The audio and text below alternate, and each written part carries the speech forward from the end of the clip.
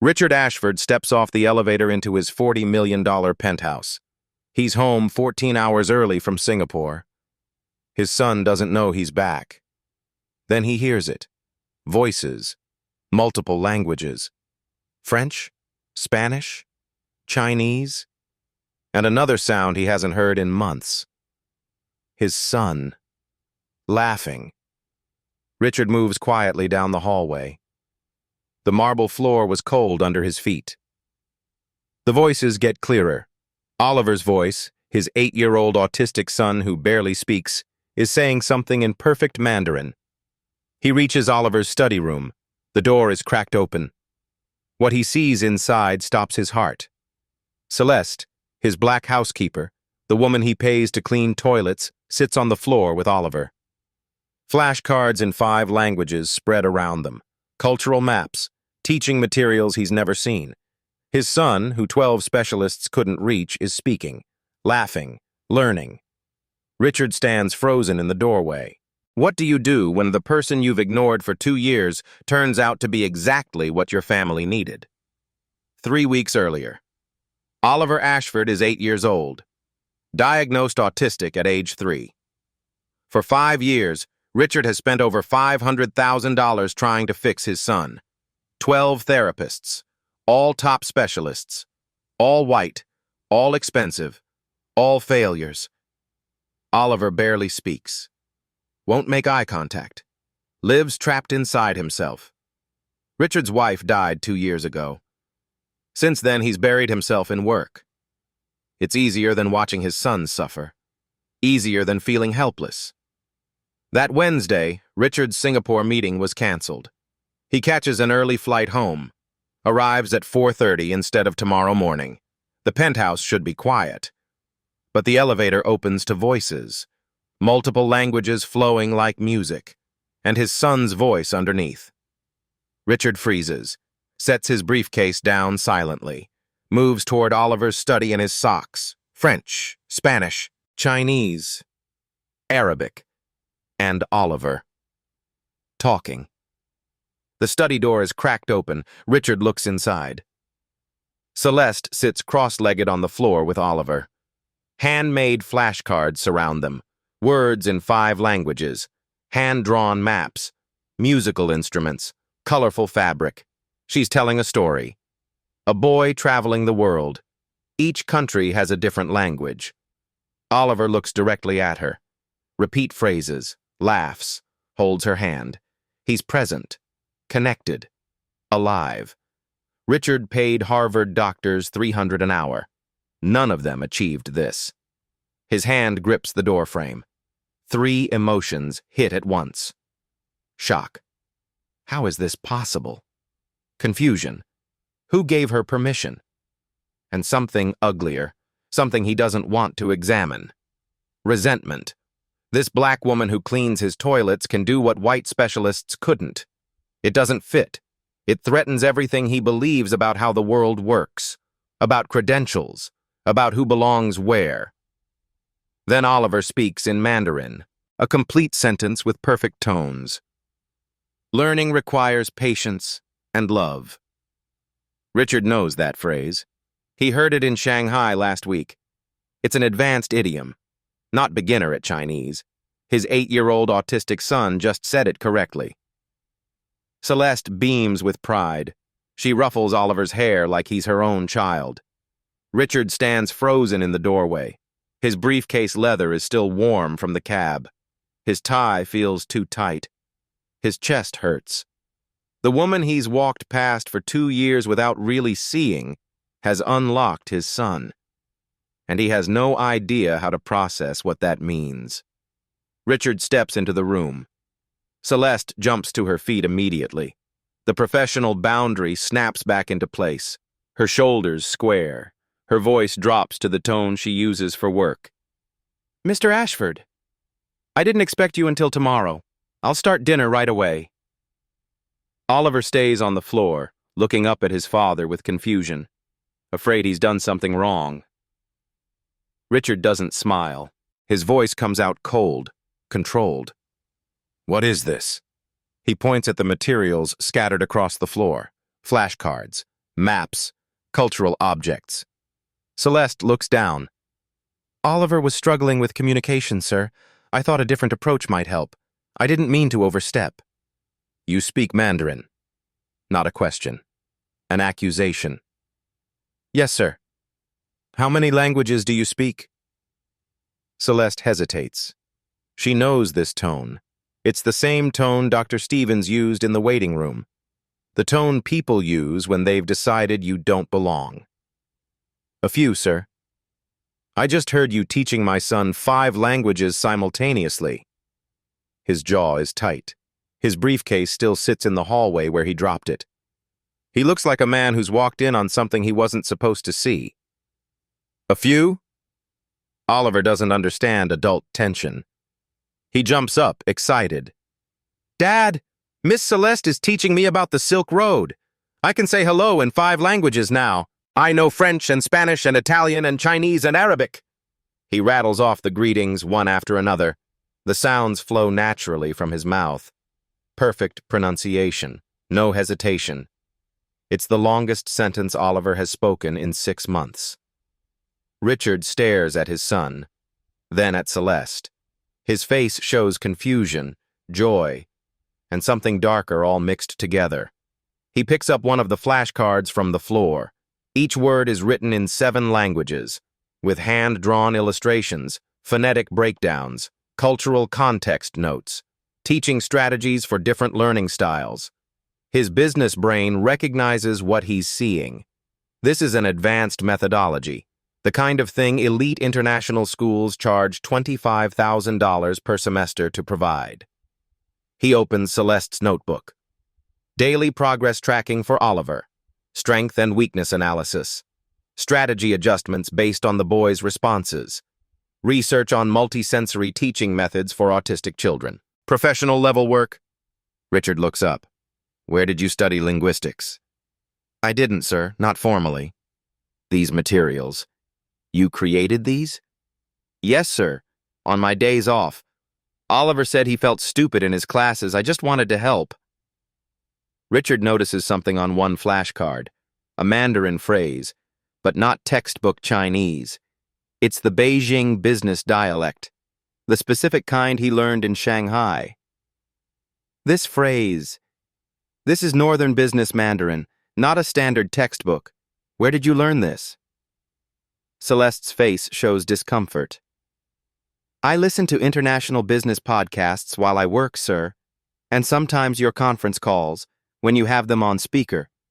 I wasn't trying to eavesdrop, You learned from my business calls? His voice rises slightly. You've been absorbing my work conversations? Oliver senses the tension. He moves closer to Celeste. Miss Celeste says languages help you understand people's hearts, not just their words. She can speak like Italian grandmas and Tokyo businessmen, Celeste corrects gently. 7 languages, Oliver. Not perfectly, but enough to have a conversation. Spanish, French, Italian, Mandarin, Arabic, German, and English. Richard's mouth actually opens. He stares at her. 7 languages. But instead of admiration, his first reaction is disbelief and anger. Nobody teaches themselves 7 languages. Where did you really study? Celeste stands silent. The insult registers on her face, but she doesn't respond. I'm telling the truth, sir. Richard's voice hardens. I've hired the best specialists in the world for my son. Therapists from Mayo Clinic, autism experts from Boston, teachers from Switzerland. And now you want me to believe that my housekeeper has done what they couldn't? The word housekeeper lands like a slap. Celeste keeps her voice steady. I don't want you to believe anything, sir. I apologize for overstepping my boundaries. I only wanted to help Oliver. If you want me to stop, I want you to explain. Oliver starts to cry. He feels the anger in his father's voice. He wraps his arms around Celeste's legs, shakes his head. Celeste puts her hand on Oliver's head gently.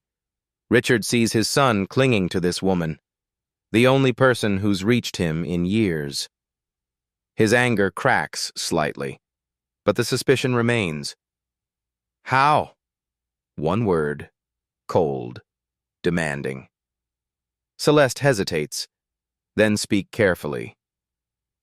"May I be excused from preparing dinner, sir?" She's retreating to safe territory, back to her role as staff. Richard suddenly realizes what she thinks. She thinks this conversation is leading to her being fired. She's not wrong. That evening, after Oliver goes to bed, Richard asks Celeste to stay for tea. Unusual request. She sits uncomfortably at the kitchen island, the place where she normally works. Now she's a guest. The marble feels cold under her hands. Richard doesn't know how to start. Finally, he just asks, "How did you learn 7 languages?" Celeste wraps her hands around the tea mug. Steam rises between them. "I was born in Bronzeville, South Side Chicago. My mother cleaned office buildings downtown. My father left when I was 3. No money for college." She pauses. Take a breath. "I got pregnant at 19. My son's name is Darius. He's 23 now." Richard listens. He's never asked about her life before, never thought to. "After Darius was born, I worked the night shift at O'Hare Airport, cleaning the international terminals. I'd listen to people talking, all these different languages. I was fascinated by how meaning could be expressed so differently." She looks down at her tea. "I checked out library books, listened to language tapes while I cleaned. I used YouTube, found conversation partners online. It took 10 years to become fluent in 7 languages." "Why didn't you pursue it professionally?" The question sounds stupid as soon as Richard says it. He already knows the answer. "No degree means no credentials. I applied to be a translator at hospitals and courthouses. Rejected every time. Lack of formal training," they said. "The certification programs cost $60,000. I couldn't afford that. And I needed steady work with health insurance." "Why?" "Darius has type 1 diabetes. He needs insulin, medical care. I couldn't risk an unstable income." Richard feels something uncomfortable in his chest. He thinks about his Harvard MBA, his family connections, how every door opened easily, how he's never had to prove his intelligence with every breath. "What would you do differently?" he asks. "If you could." Celeste smiles. It's sad and small. "I'd teach. Languages open worlds. Every person deserves that key. Especially kids like Oliver. Kids who are locked inside themselves. Language isn't just words, it's a connection. It's freedom." She looks at Richard directly. "Your son doesn't need expensive specialists, Mr. Ashford. He needs someone who sees him, who believes he can learn, who has patience." Her voice is quiet but steady. "I wanted to prove to Darius that being poor doesn't mean you stop learning, that circumstances don't define potential. But then life kept happening. Eventually, I stopped trying to prove it to anyone except myself." Richard says nothing. His expensive watch feels heavy on his wrist. For 2 years, this woman has been invisible to him, walking past her, never asking who she was, what she knew, what she could offer. And she's been here the whole time, extraordinary, patient, wasted. 2 days later, Richard has a crisis. His firm is closing a $40 million deal with an Italian manufacturing company. The patriarch, Giuseppe Romano, is 72 years old. Family business, old world values. His English is limited. The translator they hired just quit. Family emergency. She's on a plane to Boston right now. Giuseppe arrives in 6 hours. Professional agencies want 48 hours notice. Richard has 6 hours. David Carter, his business partner, is blunt. "Richard, either we find a translator or we lose this deal. Get creative." Richard thinks of Celeste, then immediately hesitates. Can he really introduce his housekeeper as their translator? What will his partners think? What if she's not actually as good as he believes? And something else, something uglier. If she succeeds, it proves he was wrong about her. Wrong about credentials, wrong about who deserves to be in that boardroom. If she fails, He looks like an idiot in front of Giuseppe and his partners. He finds Celeste in the laundry room folding his dress shirts. The conversation is awkward.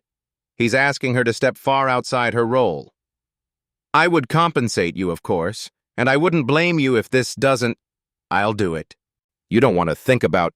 Mr. Ashford, you're asking if I can help. Yes, I can help. But Richard adds something. His voice drops. If this doesn't work, you understand, I can't have you continue with Oliver.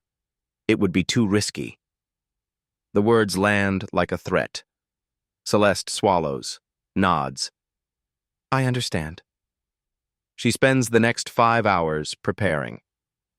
Researching manufacturing terminology in Italian.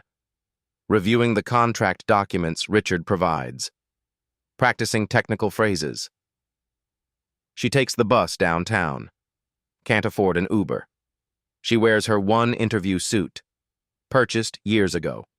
Slightly too big now. The boardroom is on the 42nd floor. Floor-to-ceiling windows overlooking Chicago. Leather chairs. Fresh coffee in expensive cups. Giuseppe Romano arrives. Old-world elegance. Expensive suit. Suspicious eyes. He's been burned by American businessmen before.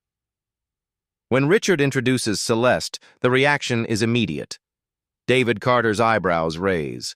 Patricia Holbrook, the CFO, whispers to David.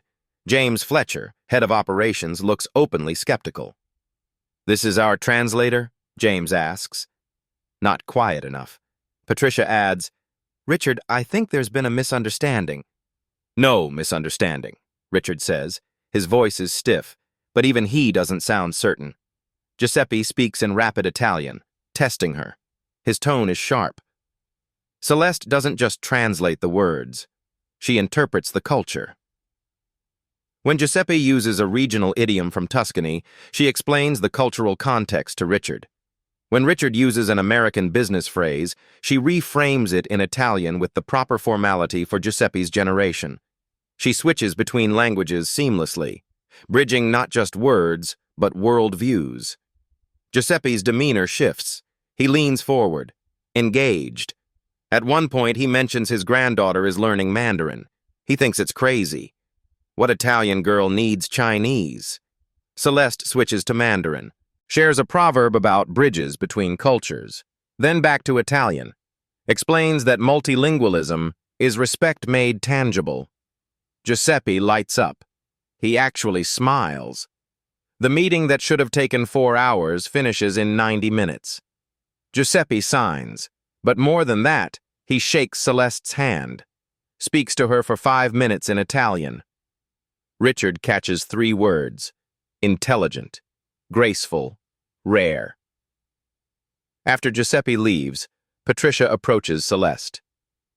Where did you train? I didn't. I'm self-taught. Silence. Then Patricia speaks carefully. That's extraordinary. But James Fletcher pulls Richard aside. His voice is cold. Who the hell is she, really? The next morning, Richard's partners request an emergency meeting, without Celeste. They gather in the conference room. Patricia closes the door. Richard, she was excellent yesterday, truly. But we need to talk about this. James Fletcher is more direct.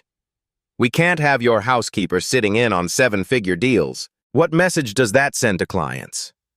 Richard feels defensive. She saved us $40 million. Giuseppe was ready to walk before she explained the cultural context. And we're grateful, Patricia says carefully. Send her a bonus, a generous one. But Richard, be realistic. You can't turn your son's nanny into our Italian translator. David Carter leans forward. Here's my concern.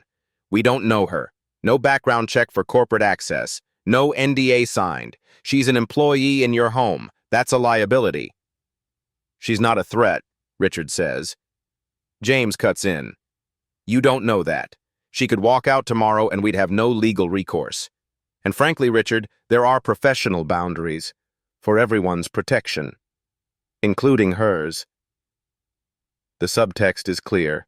They're not just worried about business risk. Patricia speaks more softly now. Richard, let me be direct. If a white woman with an Ivy League degree told us she taught herself 7 languages, we'd call her a prodigy. We'd hire her immediately. She pauses. But your black housekeeper says it? It doesn't add up. People will assume she's exaggerating, or that you're being emotional about your son. Either way, it reflects poorly on the firm. Richard feels anger rising. So we should ignore talent because it comes in the wrong package? James shakes his head. We should maintain professional standards. She cleans toilets, Richard. Yesterday she was negotiating international contracts. You don't see the problem with that? The problem is, she's better than the professionals we hired. Or, James says coldly, you want to believe that, because it makes you the hero who discovered her. Be careful what story you're telling yourself. The meeting ends badly. That evening, Richard's sister Caroline visits the penthouse. She's there to see Oliver. Richard is in his study when he hears her voice in the kitchen, talking to Celeste. The tone makes him stop. It's wonderful that you keep Oliver entertained, really. But Richard mentioned you're teaching him languages? Caroline's voice has that particular sweetness that means something cruel is coming. We should probably leave that to actual teachers. You're wonderful with him, don't misunderstand, but we don't want to confuse Oliver with, well, you know what I mean. Richard walks into the kitchen. Celeste's face is carefully blank. Professional. Of course, ma'am. Caroline, can I speak with you, privately? After Caroline leaves, angry and defensive, Richard finds Celeste in the laundry room again. She's folding towels with mechanical precision. I'm sorry about my sister. It's fine, sir. It's not fine. Celeste looks up. Her eyes are tired. Mr. Ashford, this isn't going to work. I'm your housekeeper. I can't be both. Your colleagues see me as the help. Your sister sees me as the help. That's what I am. And Oliver needs stability, not this confusion about who I am to him. What if you weren't the housekeeper? What if... I don't have a degree. I don't have credentials. I don't have anything except skills that people like your partners will never trust, because it doesn't fit their idea of where intelligence comes from. She folds the last towel. I think it's best if I just do my job. The one you hired me for. Richard watches her retreat into the familiar role. Safe, small, invisible.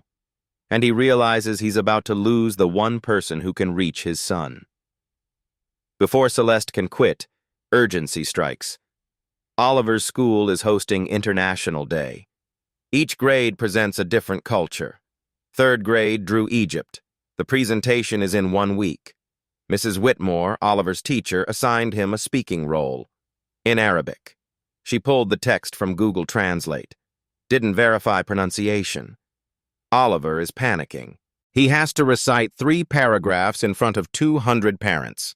Wealthy parents. Parents who donate millions to Lincoln Park Academy. Richard is leaving for London in 2 days. Gone for a week. He feels helpless.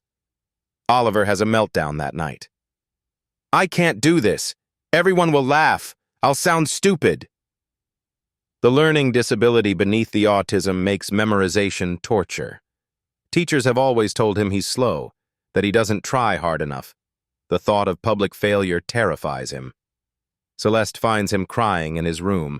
Without being asked, she sits beside him. Can I show you a trick? Over the next 5 days, during her off hours, Celeste works with Oliver. She breaks down the Arabic phonetically using sounds he already knows. She creates a story around the words. They're not random. They're part of an adventure. She adds movement. Each phrase has a gesture, engaging his body, not just his mind. She records herself so Oliver can practice anywhere. She adds music, puts the phrases to rhythm. Most importantly, she doesn't just teach Oliver what to say. She teaches him why it matters, about Egyptian culture, about respect, about how speaking someone's language is a gift. By day 3, Oliver isn't just memorizing, he's understanding. He creates his own visual storyboard to accompany the recitation. International Day arrives. Richard has returned early, rescheduled the London meetings. He's been an absent father too long. The school auditorium fills with designer clothes and catered food. Professional photographer. The development director hovers. These families fund everything. Oliver's turn comes. He walks to the microphone, visibly nervous. His hands shake. Richard holds his breath. Then Oliver begins. His pronunciation is perfect. Not Google Translate. Real Egyptian Arabic with proper regional accent. Parents sit up straighter. The Egyptian families in the audience exchange surprised looks. Oliver gains confidence with each word. He's not just reciting, he's performing, using Celeste's gestures, making eye contact, projecting his voice. He finishes. Silence. Then thunderous applause. An Egyptian father approaches Richard immediately. Dr. Karim Hassan, neurosurgeon, major donor to the school. Your son's Arabic was exceptional. Where did he learn? That was authentic Cairo dialect, not textbook. His tutor, Richard says carefully. I'd love their information. My daughter struggles with languages. That teaching method, incorporating culture, movement, story, that's advanced pedagogy. Other parents gather. Everyone wants to know who taught Oliver. Oliver, pure and honest, points across the auditorium. Miss Celeste, she's the best teacher ever. She speaks so many languages. Is she here? Every head turns. Celeste stands near the exit. She came to support Oliver but stayed in the back. In her work clothes, a coat over her arm, visible as staff, not parents. Dr. Hassan walks directly to her. You taught Oliver?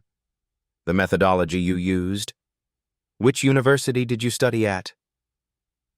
The room goes quiet. All eyes on Celeste. Other parents move closer. They see a black woman in simple clothes, standing where the help stands. The cognitive dissonance is visible on their faces. Mrs. Whitmore, Oliver's teacher, steps forward. Miss Williams, I owe you an apology. I gave Oliver an inadequate assignment without proper support. You saved him from embarrassment, and you taught him more in 1 week than I taught all semester. Dr. Hassan speaks loudly, deliberately. My wife directs the language department at Northwestern. They're always seeking educators with cultural fluency. May I connect with you? Patricia Holbrook is here. Her twins attend Lincoln Park Academy. She's watched this whole scene unfold. Celeste stands frozen, caught between two worlds, the invisible help, and someone people suddenly want to see. Richard makes a choice. He walks across the auditorium to Celeste, stands beside her publicly, doesn't hide, doesn't apologize. This is Celeste Williams. She's the most talented educator I've met, self-taught in 7 languages. She's been teaching my son. Whispers ripple through the crowd. Someone mutters, Wait, isn't she? The sentence doesn't finish, but everyone knows what it means. Dr. Hassan has social capital here. Board member, major donor. His voice carries weight. He speaks loud enough for others to hear. Miss Williams, my wife would very much like to meet you. Northwestern's language department is redesigning their pedagogy curriculum. What you've done, making language accessible, embodied, joyful. We've been theorizing it for years. You've actually achieved it. Mrs. Whitmore steps forward again. Our learning specialist position just opened. We need someone who can work with neurodivergent children, someone who understands different learning styles. Your approach with Oliver, I've never seen results like that. Would you consider interviewing? Celeste can barely speak. I don't have a teaching license. No, Mrs. Whitmore says carefully, but you have something rarer. You have results. Patricia Holbrook moves through the crowd. She's been watching, calculating. She speaks clearly, publicly. Miss Williams, I owe you an apology. I allowed my prejudices to blind me to real talent. I'd like to formally invite you to consult for Ashford Investments, not as a favor, as a partner. The room shifts. These are wealthy, educated people. They understand what they're witnessing, a status inversion, the help becoming the expert. Dr. Hassan's wife, Professor Layla Hassan, introduces herself. Miss Williams, I'd like to observe your teaching methods firsthand, and I'd be honored if you'd speak at our faculty symposium next month. I'm not a professor, Celeste says quietly. No. You're something we need more than professors. You're a practitioner, an artist, someone who's done the work, not just theorized about it. Oliver pushes through the crowd, wraps his arms around Celeste's waist. You're going to teach more kids, right? Kids like me? Celeste looks down at him. Her eyes are wet. I don't know, sweetheart. Richard speaks again, this time louder, making sure everyone hears. I'd like to hire you, Celeste, not as a housekeeper, as a language consultant and education advisor for my firm. Proper title, proper salary, proper respect. If you're interested. Celeste's hands shake. Mr. Ashford, I've cleaned your home for 2 years. How does that just change? Your colleagues will see me as the help who got lucky. I'll have to prove myself every single day. You've been proving yourself every day to people who weren't paying attention. That's on us, not you. An Egyptian mother steps forward. Miss Williams, my son is also autistic. He doesn't speak much. If you could do for him what you did for Oliver, please, name your price. Dr. Hassan adds, I'll sponsor a scholarship. Any child you work with shouldn't be limited by cost. Other parents crowd closer, asking questions, requesting contact information. Celeste stands in the center of attention. For 2 years, she was invisible in this building, picking up Oliver, standing in corners, waiting to be dismissed. Now everyone sees her, but she doesn't look triumphant. She looks overwhelmed. I need to think, she whispers to Richard. He nods. Take your time. But Celeste, you deserve this. All of it. That night, after the celebration dies down, Richard finds Celeste in the penthouse. She's packing her teaching materials, not to leave, to organize them properly for the first time, no longer hiding them. They sit on the floor of Oliver's study room, surrounded by handmade flashcards and cultural maps. Richard speaks first. Why didn't you tell me? For 2 years, why didn't you just say you spoke 7 languages? Celeste is quiet for a moment. Would you have believed me? The question lands hard. Richard has no answer. I applied for translation jobs at hospitals, at courthouses. I had recommendation letters from library tutors, community center teachers. They all said the same thing. Very nice, but where's your degree? They didn't ask if I could actually translate. They asked for credentials. Richard looks down at his hands. I'm embarrassed. I walked past you for 2 years saying good morning and nothing else. I never asked what you studied, what you dreamed about, who you were beyond what you did for my family. I'm sorry. Mr. Ashford. Richard. Please. A beat of silence. Richard. You're not a bad person. You're just normal. Most people don't see their housekeeper as someone with a mind like theirs. Most days I don't see myself that way either. It's easier to accept. Less disappointing. She shows him a photo on her phone. Her son Darius, graduating from community college, pharmacy tech program. His insulin pump is visible under his graduation gown. He's why I clean houses. Stable insurance, predictable hours, safety. He looks like you. He has my stubborn streak, wants to be a clinical pharmacist, needs 4 more years of school. I told him to dream smaller, safer. Richard asks quietly, what will you tell him now? Celeste smiles. Tears finally fall. That his mother just got offered 3 jobs in one day. Maybe I was wrong. Maybe safe and small aren't the same thing. Oliver appears in the doorway. Pajamas. Sleepy hair. He crawls into Celeste's lap without hesitation. She holds him, no longer worried about overstepping boundaries. "Miss Celeste, are you happy?" "I'm grateful, sweetheart." "That's not the same thing." Out of the mouths of children. Richard watches this. Realize something. Oliver has had emotional intelligence all along. Celeste didn't just teach him languages. She taught him to see people, really see them. "Oliver's right," Richard says. "You deserve to be happy, not just grateful. And I'm sorry it took me so long to see you." Celeste wipes her tears, smiles.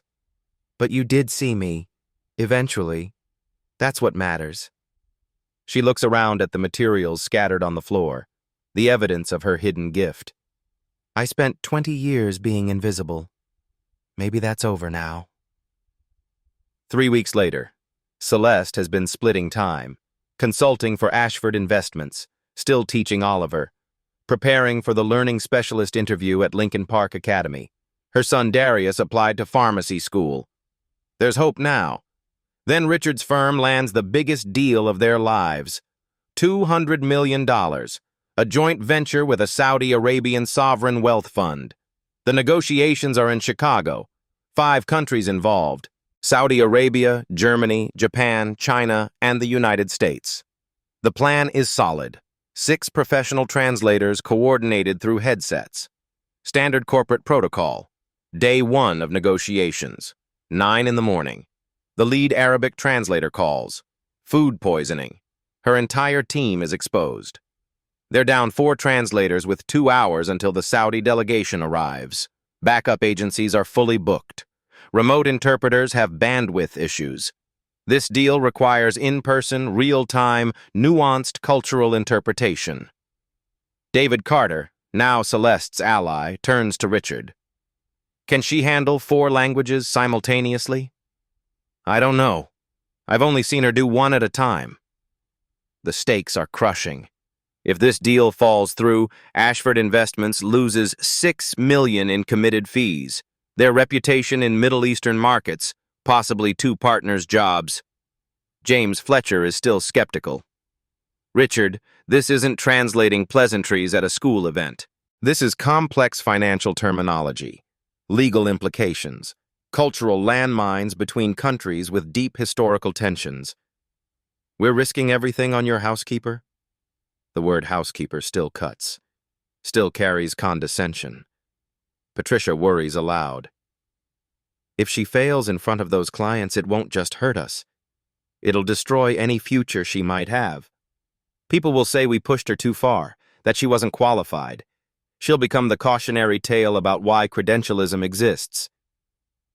Richard calls Celeste, explains the situation, doesn't minimize the risk. "If you're not comfortable, I completely understand. This is beyond, I'll do it. Celeste, if this goes wrong, people won't just blame me. They'll blame you. They'll say you overreached, that you weren't ready. It will reinforce every stereotype about why credentials matter." Silence on the line. "Then I won't fail." Her voice is steel. 30 minutes to prepare. Patricia hands Celeste the documents. 50 pages of technical financial language, legal terminology, cultural protocols.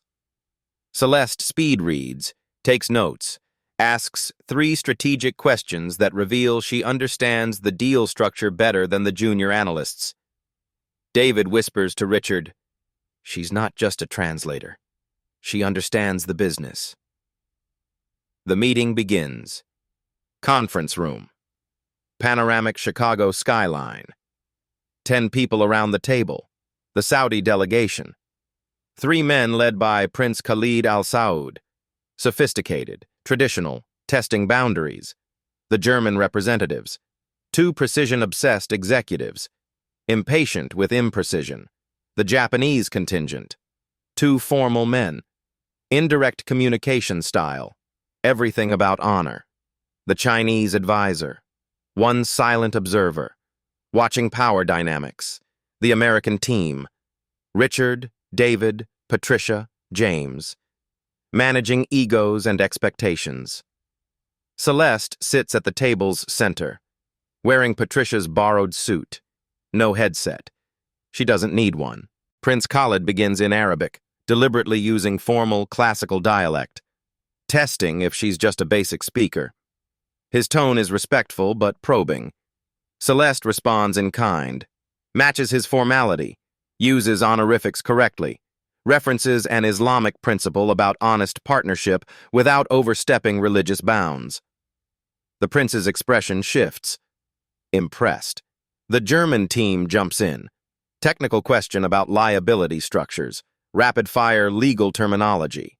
Celeste translates for the Saudis into Arabic, then for the Japanese with appropriate business formality, then for the Americans in plain English that captures German precision. She moves between languages like breathing. The Japanese representative asks a question, but it's intentionally vague, culturally appropriate for saving face. The subtext is concern about payment terms, but he can't say so directly. Celeste doesn't just translate literally. That would confuse everyone. Mr. Tanaka is expressing concern about timeline flexibility. In Japanese business culture, this indicates worry about payment structures affecting their quarterly reporting. Tanaka nods gratefully. The Americans understand. Crisis averted. Then the Chinese advisor, silent until now, speaks. In Mandarin, directly to Prince Khalid. In Arabic. He's creating chaos deliberately, testing if Celeste can handle cross-linguistic conversation. The room freezes. Celeste raises one hand, addresses the Chinese advisor in Mandarin. Mr. Zhou, your concern is noted. Let me translate your question for Prince Khalid, then facilitate discussion so everyone understands. She translates Zhou's Mandarin concern into Arabic for the prince, German for the Germans, Japanese for the Japanese, English for Americans. Not in sequence, in conversation, keeping everyone included. For 5 straight minutes, she is the absolute center of the room, switching between languages, between cultures, between concepts, weaving threads into a single tapestry. James Fletcher sits forward, his skepticism cracking. A technical term comes up. Fiduciary responsibility. No direct translation in 3 of the 4 languages. Celeste doesn't just translate words. She explains the concept using culturally relevant examples. For the Saudis, she references Islamic finance principles of trust. For the Germans, she uses legal precision terms. For the Japanese, she frames it as duty-bound honor. For the Chinese, she connects it to Confucian relational ethics. Each group understands their own cultural framework. Prince Khalid stops the meeting. Miss Williams, where did you study Islamic finance? I didn't, Your Highness. I studied you. Your country's approach to partnership, what matters in your culture. I read your firm's history, your family's philanthropic work. Translation isn't just words, it's respect. The prince smiles, genuinely. The 4-hour meeting ends in 90 minutes. All parties satisfied. Deal framework agreed upon. Handshakes all around. Then something unexpected happens. Prince Khalid stands, begins to clap. The German team joins. Then the Japanese. Then the Chinese advisor. Applause. In a corporate boardroom. For a translator. No. For Celeste. After the delegations leave, James Fletcher approaches her. I owe you an apology. Several, actually. Celeste, gracious as always. You were protecting your company. I understand. No, I was protecting my assumptions. There's a difference. And I'm sorry. David Carter steps forward. Miss Williams, we want you on salary. Not as a consultant, as a partner. Ashford and Williams Consulting, if you want it. Patricia adds, we were wrong about credentials, about who belongs in that room, about everything. Prince Khalid approaches Celeste privately before leaving. My daughter studies at Columbia. She struggles with English academic writing. Would you consider tutoring her? Then he adds, and I manage educational philanthropy for my family's foundation. Your approach to language learning, culturally grounded, accessible, is exactly what we need in our schools across the Middle East. Would you consult on curriculum design? Celeste can barely process it all. Richard pulls her aside. There's someone else here to see you. The someone is Professor Layla Hassan from Northwestern. She's been observing through the glass conference room walls with permission. But she's not alone. She's brought the dean of Northwestern's language department, a reporter from the Chicago Tribune doing a story on innovative educators, Oliver because Richard arranged it, and someone Celeste didn't expect, her son Darius. Richard called him, asked him to come witness this moment. Darius stands in the doorway, 23 years old. His insulin pump is visible under his shirt, eyes wide. Professor Hassan speaks first. Miss Williams, we've spent 3 weeks reviewing your methodology, through Oliver's case study, through interviews with people you've taught, through what we observed today. We'd like to offer you a position. Celeste's voice is barely a whisper. As a lecturer? No, as a faculty member. You'll need to complete certification, which we'll sponsor fully. But you'd start immediately as a language pedagogy fellow. You'd develop a curriculum for our community outreach program. You'd be the bridge between academic theory and practical accessibility. The dean hands her a folder. Inside, an office assignment, a fellowship stipend, $85,000 per year, more than double her housekeeping salary. A letter of recommendation already written for the certification program. Also inside, a check from Ashford Investments, $50,000. Bonus for the Saudi deal, plus back payment for consultations. Celeste's hands shake. The folder feels impossibly heavy. I don't know what to say. Darius steps forward. His voice cracks. Say yes, Mom. You've been telling me to dream bigger my whole life. Time to take your own advice. That's when Celeste breaks. 2 years of being invisible. 20 years of being told she wasn't enough. All of it crashes down at once. She cries. Not polite tears. Real, shaking sobs. Oliver wraps his arms around her legs. Don't be sad, Miss Celeste. I'm not sad, sweetheart. I'm happy. There's a difference. The Chicago Tribune reporter steps forward. Maya Rodriguez, early 30s, sharp eyes. Miss Williams, if you're comfortable, I'd like to tell your story. Not as inspiration material, but as a challenge to systems that waste human potential. You represent something millions of people experience. Talent that's invisible because it doesn't come with the right paperwork. Would you be willing? Celeste looks at Richard. He nods. Your story. Your choice. Maya continues. What would you want people to know? Celeste wipes her eyes, takes a breath. When she speaks, her voice is quiet, but steady. For 20 years, I've been invisible. I've stood in rooms like this, cleaning them at night, listening to brilliant conversations through walls. I taught myself 7 languages from library books and videos, not because I thought anyone would care, but because learning was the one thing poverty couldn't take from me. She looks around the room, at the faces watching her. I'm not special. That's the point. There are thousands of women who clean your offices, raise your children, serve your food, who have talents you've never bothered to ask about. We're not projects to save. We're resources you're wasting. Her voice strengthens. If you want to honor what happened here today, don't just celebrate me. Ask the person who cleans your building what they dream about. Ask your nanny what they'd do if money weren't an issue. Ask, listen. Then ask yourself why our systems make it so hard for talent to be recognized unless someone with power vouches for it. The room is silent. Then Oliver, who's been quiet, walks to Celeste. He pulls something from his pocket, the first flashcard she ever made for him, teaching him Spanish. She'd thrown it away months ago. He kept it. You told me languages help you understand people's hearts. You understood mine when nobody else did. That moment breaks everyone. Applause starts, not polite, thunderous, standing ovation. The Saudi delegation, still in the building, enters the room. Prince Khalid is clapping.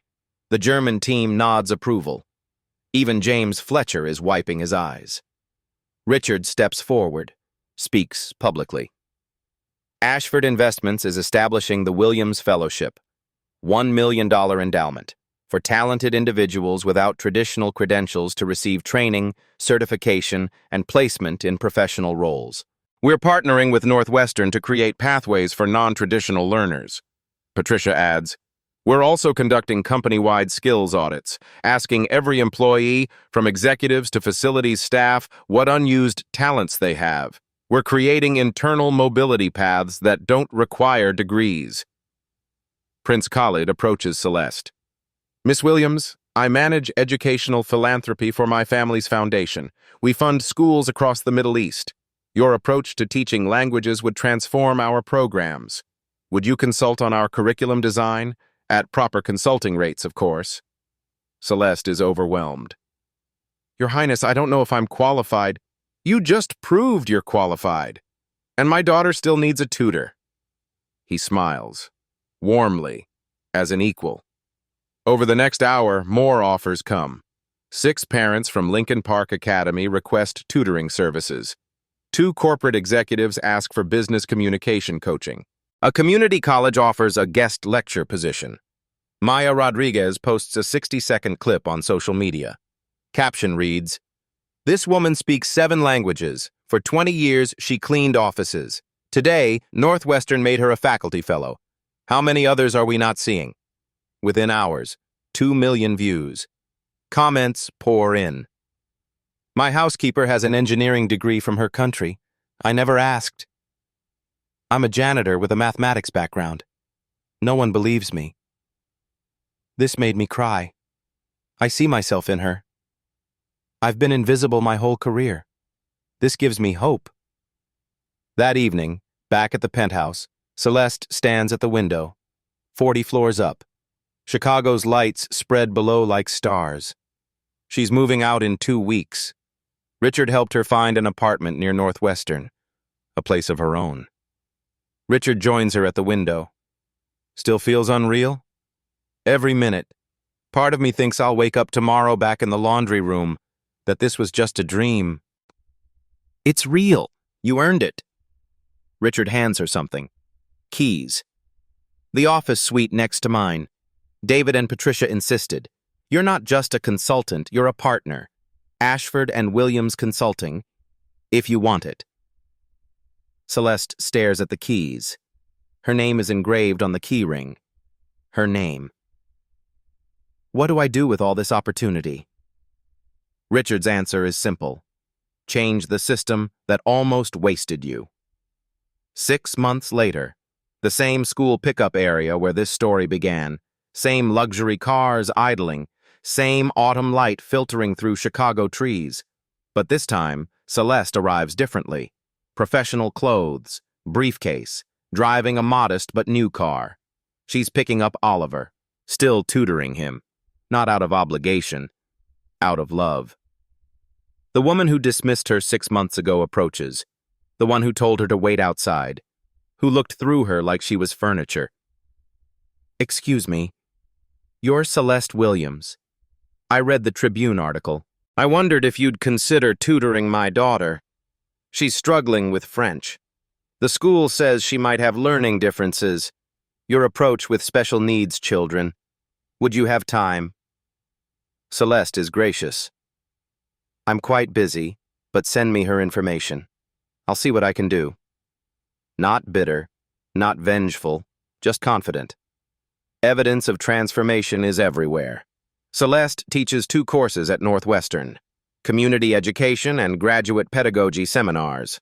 The Williams Fellowship has sponsored 15 people in its first cohort.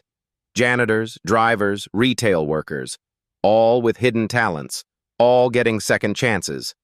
Her story sparked a national conversation about credentialism, about who gets opportunities, about invisible talent. She's writing a book. The Invisible Experts, Talent Hiding in Plain Sight. Darius started pharmacy school, full scholarship from Prince Khalid's foundation. Oliver thrives, properly diagnosed and supported for his autism. He excels now. Has friends? Speaks 5 languages conversationally. Richard and Celeste co-founded a nonprofit, Language Justice Initiative, creating pathways for non-traditional learners.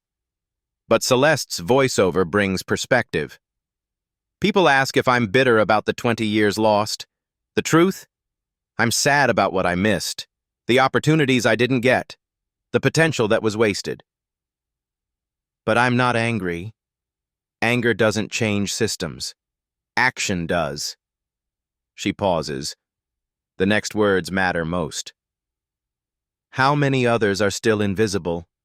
How many people served you today who have talents you'll never ask about? The person who made your coffee? Who cleaned your office? Who drove your ride? Who checked you out at the store? In America, 43% of working adults are underemployed. That's 70 million people. 70 million invisible experts. People working jobs that don't use their highest skills, their deepest gifts, their real potential. Not because they lack talent, because they lack the right paperwork, the right connections, the right skin color, the right last name. Here's what you can do. Today, right now. 1. Ask one person who serves you about their dreams, not as charity, as a curiosity. Your barista, your delivery driver, the person who cleans your building. Ask them what they'd do if money weren't an issue. Then actually listen. 2. Share opportunities without gatekeeping. If you know someone hiring, consider talent over credentials. Recommend someone based on ability, not pedigree. Give someone a chance the way Richard gave me a chance. 3. Challenge bias in real time. When someone dismisses another person based on their job title, speak up. Gently, firmly. Make invisible people visible. 4. Support alternative credentialing. Advocate for skills-based hiring at your workplace. Push back on degree requirements that aren't actually necessary. Ask if that requirement protects quality or just protects privilege. Celeste and Oliver walk to her car. He's chattering away. They're going for ice cream, their weekly tradition. As they drive away, the camera holds on the school entrance. Other caregivers and housekeepers wait for their charges. Women and men of color, immigrants, working-class folks. Any one of them might be extraordinary, if someone bothered to ask. Celeste's final words come as voiceover. I'm not exceptional. I'm just finally visible. The question is, who will you see differently tomorrow? Share this story if it moved you. Comment below with one invisible person you'll see differently. And if you know someone who's been overlooked, send them this. Tell them their turn is coming. Because every person deserves to be seen. Every talent deserves a chance. Every voice deserves to be heard. Like, subscribe, and join the conversation. Because every Celeste Williams deserves recognition. Every Oliver deserves someone who believes in them. Every Darius deserves to dream without limits. The final image. Celeste and Oliver laughing in the car. Joy. Connection. Freedom. One last line. 16 words exactly. Talent is universal. Opportunity is not. Your move.